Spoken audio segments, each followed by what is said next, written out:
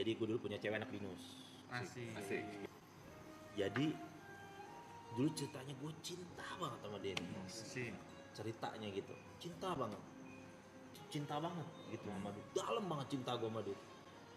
Sampai akhirnya gue masuk penjara kan. Gue masuk penjara, dia sedih nangis. Terus gue nggak kasih tau, gue udah divonis nih penjara, gue nggak cerita sama dia. Gue nggak cerita sama dia kalau gue udah divonis 5 tahun, karena gue nggak mau tahu, kalau tahu dia pasti ninggalin gue nih.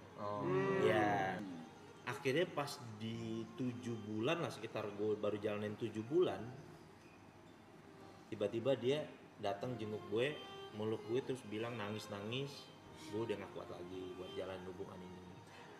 Dia bilang gitu.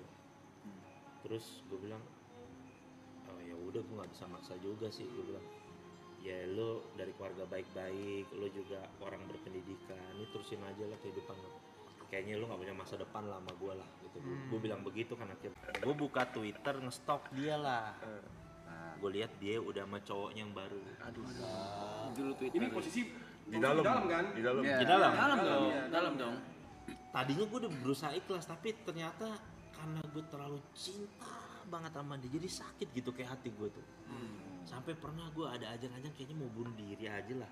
Dan gue apa lagi nih tujuan hidup gue nih kalau udah begini, apa lagi yang gue harapin kan.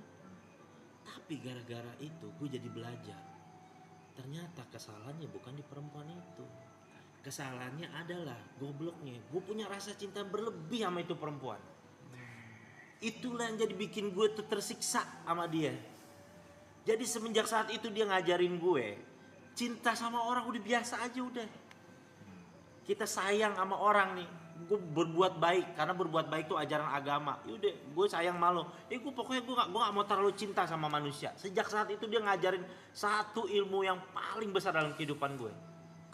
Rasa sakitnya tuh gue masih ingat sampai sekarang gitu. Tapi dari situ ternyata setelah gue renungin, yang salah tuh bukan takdirnya, bukan dianya, tapi rasa cinta yang gue bikin terlalu berat itu ke dia. Itulah yang nyiksa gue. Bahwa sejak saat itu gue gak akan pernah mau cinta lagi, walaupun istri gue cantiknya kayak apa, anak-anak gue lucunya apa, gue gak mau terlalu cinta. Bukan artinya gak sayang, cintanya karena Allah. Jadi gue kasih kebaikan aja cukup. Karena takut gue nanti kalau gue berpisah lagi seperti sebagaimana yang gue pernah iniin gitu, kejadian kayak gitu, nggak enak rasanya, hidup tuh tersiksa gue.